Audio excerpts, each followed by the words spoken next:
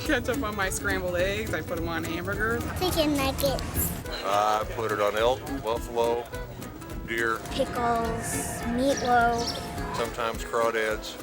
Dog's a good meal. Hot dogs. Hot dogs, french fries. Of course, I only eat the hot dog because I like the ketchup. I hate hot dogs. Steak. Pasta. Oh, I love it with potatoes. I like it in my chili. It makes very great chili. I usually like it with a cheeseburger. It's good for cooking, eating, everything. Put on everything. Tater tots. Sandwiches. I don't drink it straight from the bottle, but I pretty much eat ketchup with everything. Americans today think of ketchup as that condiment which is thick, sweet, and tomato-based. But ketchup really has two separate histories. The first is the history of ketchup itself as a condiment, and the second is the history of the tomato. For years, people have asked the question, where does ketchup come from? And there have been a number of different competing theories as to its origin. What we know now is that ketchup itself was a Chinese sauce, pickled fish sauce, that was consumed at least in the 17th century and perhaps before that. In the 16th and 17th century, the most important trade item were spices. The English established colonies on what's today Indonesia for the purpose of gathering spices and shipping them to England. In these colonies, they also fell in love with the sauces that were available. And among the sauces that they liked was ketchup, that at first was exported from Indonesia into England, but the cost of it was so high that it made it almost impossible for the average Englishman to be able to consume this. So English cooks began experimenting with different types of products in order to create the same taste that had been in the original ketchup in Indonesia. So mushroom ketchup, for instance, walnut ketchup, bean ketchup, for instance, all had a similar consistency, a similar taste to what we think of as soy sauce today. I like ketchup on most things, not like my mother-in-law who ate it on ice cream. I think it's kind of crazy that it's red. Here we see workers picking the red ripe tomatoes in the fields, and trucks picking up the baskets as fast as they are filled. The tomato originally was a product of South America, but there's no evidence that anybody in South America ever ate a tomato prior to the arrival of Europeans. The tomato did make it in pre-Columbian times to Central America. The Spanish first ran into the tomato in Mexico. They introduced the tomato into Spain and into Italy, and from Italy it went to France, and from France to England. It came into the United States through the Spanish. Another way was through the English.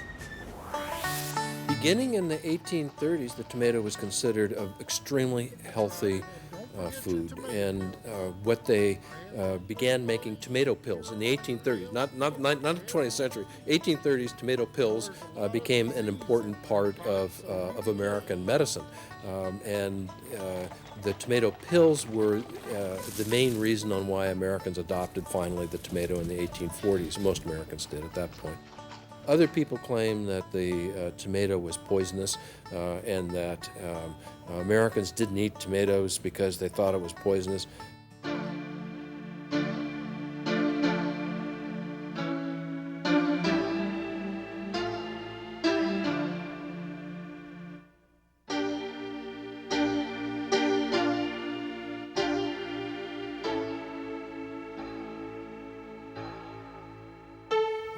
I looked at that. I found about 15,000 references to the tomato in the United States prior to 1860, some in letters, some in books, some in newspapers, and almost no references to anyone considering the tomato poisonous, and the few that were there were almost humorous in their statements saying, oh, somebody considers this a poisonous, and it was usually from a British source that had been there. So there's no evidence that anyone in the United States ever really considered the tomato poisonous. So that's a myth of the 20th century too. The word ketchup originated in China. It was originally not a Mandarin word, but word that was used in one of the provinces of China. It was Catsup is the correct pronunciation for it. It went into Indonesia, where the pronunciation of the word changed to Ketchup, and there it meant all sorts of fermented sauces. And so it was transliterated almost from the beginning in a dozen different ways, of which 3 have survived into modern America: Ketchup, Catsup, and Catchup. All 3 of those spellings were used interchangeably in America. Ketchup became the dominant spelling, in large part because of Heinz's dominance of the ketchup market, but also because the Food and Drug Administration began to use the spelling Ketchup as their basis for defining what a ketchup was. Let's stick to ketchup as our typical example. Comes the harvest, and they know they will have the right amount to fill the demand. The exact time when tomatoes and ketchup were married is not known for sure. It occurred about 1800. The first published recipe that we've located is dated 1812, and we do have some manuscripts that mention tomato ketchup before that.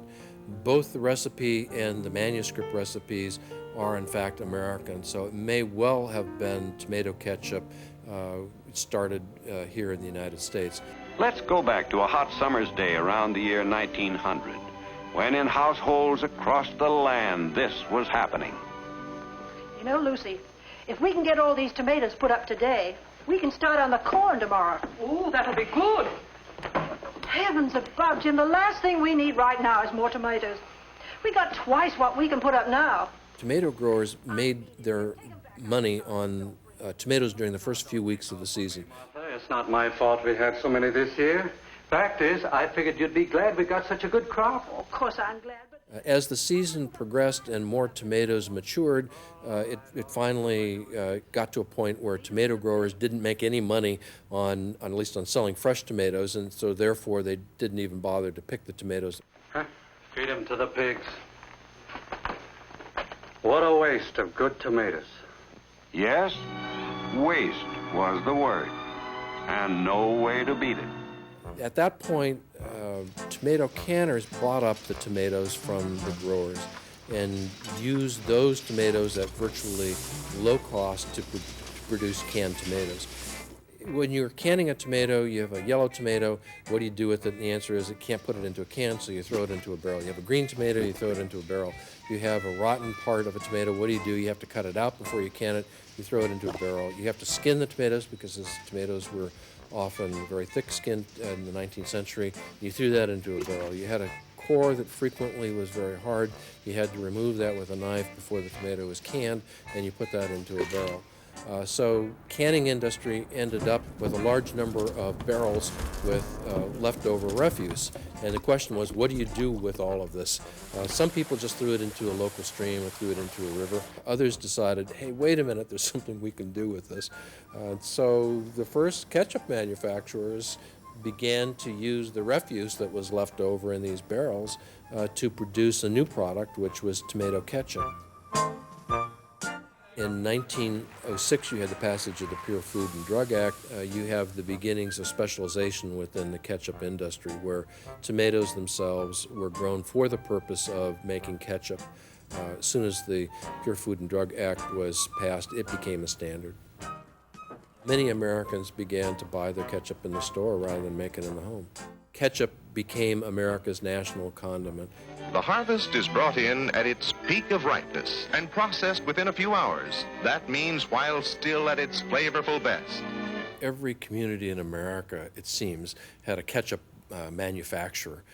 I am the co-chairman of the world's largest ketchup bottle Summerfest birthday party and car show bash, and some folks just call me the Big Tomato.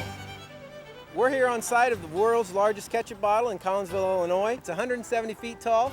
That's a 70-foot steel riveted bottle on top of 100-foot steel legs. The base of the ketchup bottle has a diameter of 25 feet, and if you can get to the top of it, you'll find yourself on top of an 8-foot diameter cap. It has the capacity to hold 100,000 gallons of water. A lot of people come down 159 here, and it rises up out of the trees, and it really, really takes their breath away. We hear that a lot.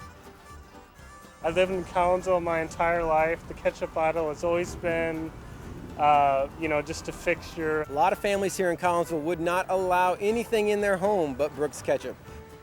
In Collinsville, there was a hot water, cold water, and a ketchup dispenser. Me personally, we had a stock that would have put the factory warehouse to shame. When my brother's children, when they would ride by the ketchup bottle, they'd always cover their heads and, you know, to make sure they didn't get ketchup on their head. When this was built in 1949, people, honest to gosh, weren't sure what to think of it. The tapered shape of their ketchup bottles was known all around the country. In 1963, the factory here closed. By 1993, there was talk of having it torn down because it was in such bad shape. Well, there was a lady by the name of Judy DeMoisy. She was a historic preservationist and architect and architectural enthusiast. She decided that the ketchup bottle should not be torn down, gathered up a group of people, and over the course of 2 years raised $100,000 to restore the ketchup bottle to its original glory. We have the world's largest ketchup bottle, Summerfest Birthday Party and Car Show Bash. The first time we held it was in 1999 for the 50th anniversary of the ketchup bottle. Today, our festival has grown to attract people from all over the Midwest. We have taken over downtown completely, and it's really turned into one of the best family-oriented, kid-friendly festivals in the area. Smile pretty one more time, okay? First up on our list of celebrity guest ketchup tasters is... He picked the Brooks Ketchup right here.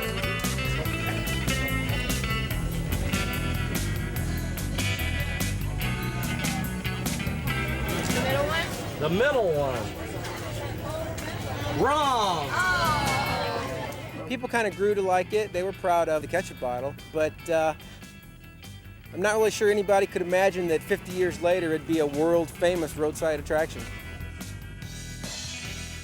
I love ketchup. I just love it. Love ketchup. I really don't like the taste. Ketchup is a great additive to anything. It's just part of Americana. As I said, apple pie, mom, Chevrolet, and ketchup. There are collectors who like 1 or 2 or 3 examples nicely displayed. I have hundreds of examples. And when I run out of room here, I have boxes in the closet. I don't know when to say no. I'm the Mae West of ketchup bottles. I just can't say no.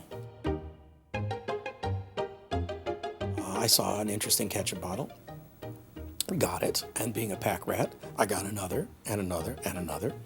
I have a friend who collects anvils. Ketchup bottles aren't as heavy as anvils. Another friend who collects safes. They aren't as large as safes. They can be very small. This is a Heinz 2000 pin. And even the large bottles normally are that size. However, as with anything else, they can be very large. This is about a 1906 store sample bottle. It doesn't have contents. The inside of the bottle is painted. But the original labels, the Food and Drug, June 30th, 1906, guaranteed. A great pewter top. But fortunately, there aren't too many this size, so I can amass a few hundred on the shelves and another 100 or 2 in boxes. I grew up in a ketchup-loving family. Some people, I suppose, remember when Mom used to make great pot roasts. I hope my mom's not listening, but she didn't. Other people had favorite recipes. My mom's not the greatest cook in the world, so ketchup was a prime element. I think in our family we considered it one of the food groups. I remember that ketchup would line the pantry, and when we got down to 17 bottles, that was the sign it was time to restock. My favorite story of my ketchup family is at the breakfast table one day and looking over at my stepdad, who's reading a book, has a sugar-covered donut, and he's dipping it in the ketchup. I said, Jack, I like ketchup, but that's a bit much. And he admitted, he didn't normally put ketchup on his donuts, but he had ketchup left and he didn't want to waste it. We prize ketchup in our family. I have pretty much everything covering the last 200 years. There's a Bristol bottle up there from England. It's about, let's say, late 1700s, up to things that I could get today. A friend could stop by and say, oh, look what I got on my vacation in Hungary, and then they offer me a ketchup bottle from their vacation, or something they got at a restaurant. If it says ketchup, it's good enough for me. Ketchup telephones, ketchup pens, ketchup napkin holders, ketchup. And it's amazing the things that you can find the word ketchup on.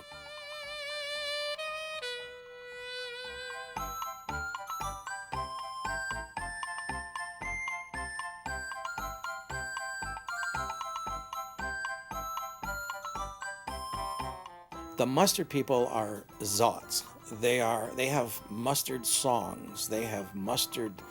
They claim to have a mustard university, but they don't really. But they have mustard university cups and mustard university pennants, and their attitude toward ketchup collectors is evident in the pennant, which says "Poop on you." So the mustard people are serious, and they have no respect for ketchup collectors. I believe I could go anywhere in the world and find a ketchup bottle. It's fun. The only problem I sometimes have is you'll bump into either a mustard collector or someone who lifts up his nose at ketchup. Ketchup, you don't put ketchup on good food. Of course you do. So you'll get a purist who disdains ketchup as being something common. And it is common, but it's not that common. We make the equivalent of 4 million bottles of ketchup per day. This is the familiar 14-ounce bottles that you see on restaurant tables and everything. On an annual basis, this reflects a little over 1 billion of those 14-ounce bottles of ketchup. This factory opened in 1937. It really became the largest ketchup factory probably in the late 70s. Part of that was due to the closing of other Heinz plant and consolidating plants and concentrating production in the Fremont facility. Basically, from that time on, we were the largest producer of ketchup in the world. We still hold that title. Ketchup is produced from main ingredients of tomato paste, vinegar, distilled vinegar, corn syrup, liquid corn syrup, the sugars, and salt brine. Our vinegar is made on site. We are actually the largest vinegar manufacturer in the world, even though none of our vinegar is sold for retail customers. It is all internally used. Our salt comes in bulk trucks. Our sweeteners are trucked in by rail car. And our tomato paste all shipped in rail cars in 300-gallon bins from the West Coast. We use 350 of these bins per day. Although up until 1997, we had what we call our fresh tomato season, or fresh pack. We would make some of our ketchup directly out of fresh tomatoes, as well as putting up some of those tomatoes into tomato paste to be used the rest of the year. The operation, other than the removal of water, is identical for either process, paste ketchup or fresh ketchup. Our cookers are capable of cooking 8,000-pound batches 3 times each hour. We have 10 cookers, which translates into 250,000 pounds of ketchup per hour. This ketchup is heated and stirred and mixed with our secret ingredients, oils and spices, at a temperature of 212 degrees. This ketchup is going to any one of 8 production lines. These are filled in a bottling rate of anywhere from 240 bottles a minute to a little over 630 bottles per minute.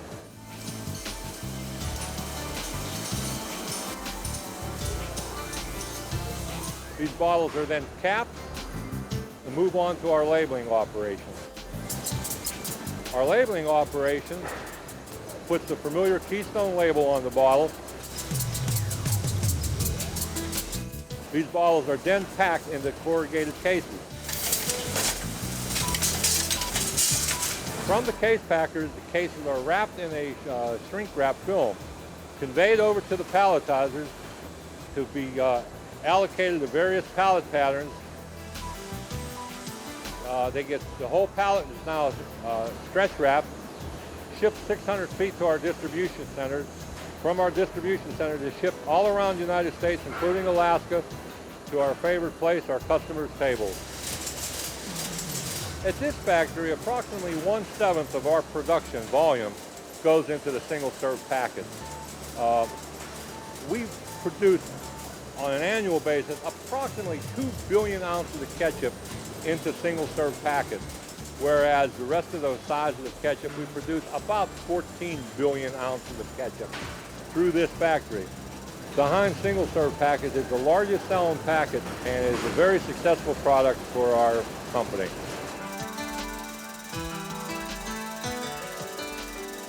The average American consumes almost 4 14-ounce bottles of ketchup every year.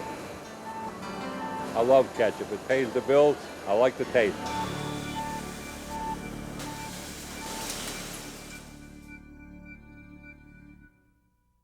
What we think of as salsa today would certainly have been common to what many ketchups looked like in the 19th century. The popularity of salsa dramatically increased in the 1980s and early 1990s. Salsa, being a more expensive product per ounce, at one time was claimed to have a better dollar volume than ketchup did. Sauces and relishes. Prepare for the bout of the century for condiment supremacy. The winner of tonight's battle will be crowned the King of Condiments. Introducing in this corner, wearing the white cap, the reigning champion, garnishing foods of all manner in countries around the world, tomato ketchup. And in this corner, sporting the green lid, the upstart challenger, originally from south of the border, pleasing young and old palates alike, salsa! Let's have a good clean fight with no hitting below the label. Take your corners.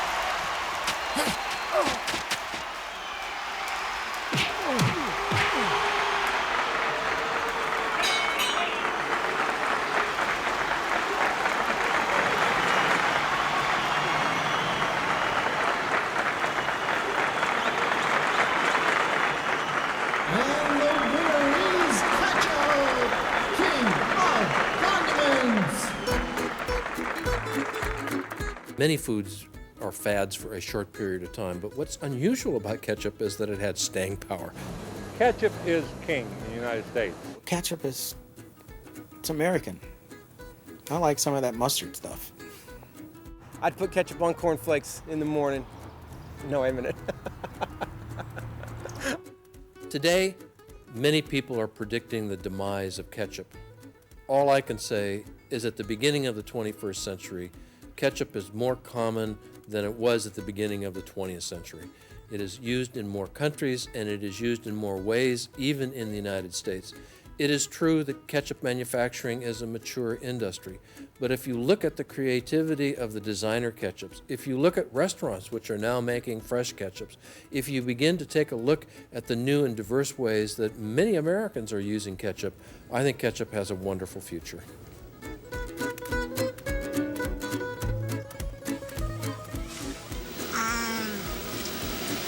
Good French fries, very, very good. Would you like one?